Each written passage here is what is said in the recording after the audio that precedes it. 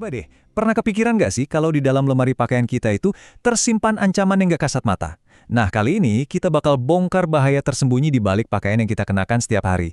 Dan dampaknya, wah ini yang mengejutkan, baik bagi kesehatan kita maupun bagi planet ini.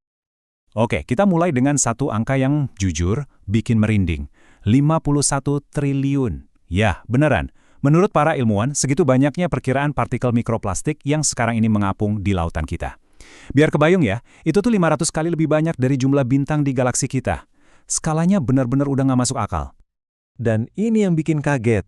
Sumber polusi segede itu ternyata deket banget sama kita. Malah, bisa dibilang dia sembunyi di salah satu tempat yang paling biasa di rumah kita, yaitu di keranjang cucian. Oke, yuk kita kenalan sama biang keladinya, microfiber. Ini tuh benang-benang sintetis yang super kecil, ya sejenis mikroplastik lah, yang rontok dari baju-baju kita. Tahu kan, yang bahannya polyester, nilon, atau akrilik?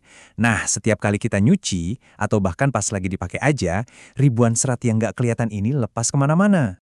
Terus, seberapa besar sih sumbangan dari pakaian kita? Ternyata, gede banget. Tekstil sintetis itu menyumbang sekitar 35% dari semua mikroplastik primer yang ada di lautan. Artinya apa? Artinya, lemari baju kita itu, tanpa kita sadari, jadi salah satu sumber polusi mikroplastik terbesar di dunia.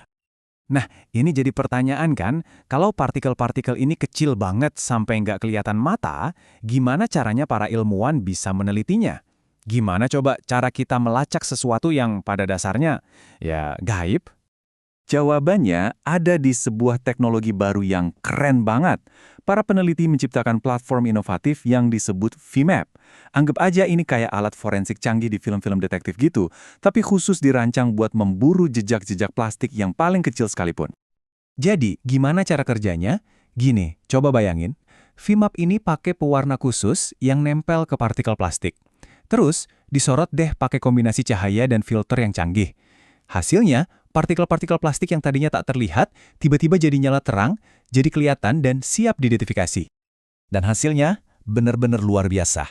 Di satu sisi kita bisa lihat gimana berbagai jenis plastik jadi menyala, dengan warna yang beda-beda di bawah cahaya khusus. Nah, di sisi lain, kita lihat gimana komputer secara akurat mengidentifikasi tiap partikel, mengubahnya jadi kayak peta titik-titik putih. Teknologi ini beneran bikin yang nggak kelihatan jadi kelihatan. Hebatnya lagi, teknologi ini nggak cuma bisa melihat, tapi juga mengenali. Dulu itu susah banget bedain satu jenis plastik sama yang lain. Tapi sekarang, VMAP bisa dengan gampang membedakan polimer yang berbeda. Misalnya PVC dari ABS. Ini mengatasi tantangan besar yang namanya metamerisme, di mana dua plastik bisa kelihatan sama persis dalam kondisi tertentu. Oke, teknologinya emang canggih banget. Kita jadi bisa lihat plastik-plastik super kecil ini. Tapi, sekarang kita balik lagi ke pertanyaan paling penting. Emangnya kenapa semua ini penting buat kamu, buat kesehatan kita? Coba deh bayangin baju olahraga kamu. Legging, baju gym, yang bahannya sintetis itu.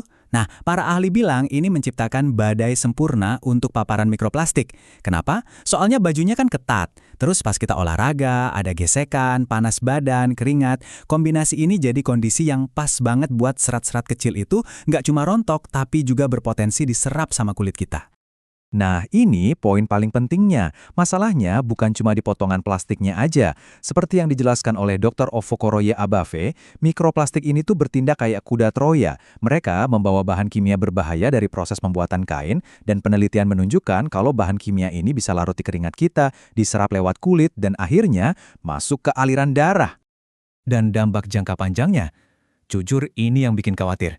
Walaupun penelitiannya masih terus berkembang ya, tapi studi-studi awal udah mengaitkan paparan bahan kimia ini dengan serangkaian masalah kesehatan serius. Mulai dari gangguan hormon, peradangan kronis, kerusakan sel, bahkan sampai meningkatkan risiko beberapa jenis penyakit jangka panjang seperti kanker. Dengar semua ini mungkin bikin kita jadi cemas ya. Tapi, ada kabar baiknya. Kita nggak pasrah gitu aja kok. Ada langkah-langkah nyata dan efektif yang bisa kita lakukan buat mengurangi paparan kita dan melawan polusi mikroplastik ini. Langkah pertama itu dimulai dari pilihan kita pas belanja.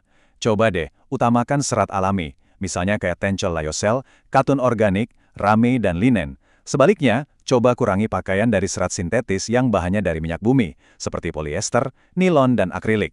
Oh ya, bahkan yang daur ulang sekalipun, karena mereka tetap melepaskan mikrofiber. Kebiasaan kita mencuci juga mengaruh banget loh. Cucilah lebih jarang, ya pas bener-bener perlu aja. Selalu gunakan air dingin dan putaran yang lembut. Cuma dengan cara ini aja udah terbukti bisa mengurangi serat yang rontok sampai 70%. Kalau memungkinkan, jemur aja pakaian Anda. Dan saat kamu siap ganti koleksi pakaian, mulailah pelan-pelan dari barang yang paling nempel di kulit, seperti pakaian dalam dan baju olahraga. Jadi begitulah perjalanannya. Kita sudah melihat dari skala polusi global, masuk ke dalam serat pakaian kita, sampai ke dampaknya pada tubuh kita. Kita juga sudah melihat bagaimana sains memungkinkan kita untuk melihat apa yang sebelumnya tersembunyi. Pertanyaannya sekarang untuk Anda adalah, setelah tahu semua ini, apa yang akan Anda lakukan secara berbeda?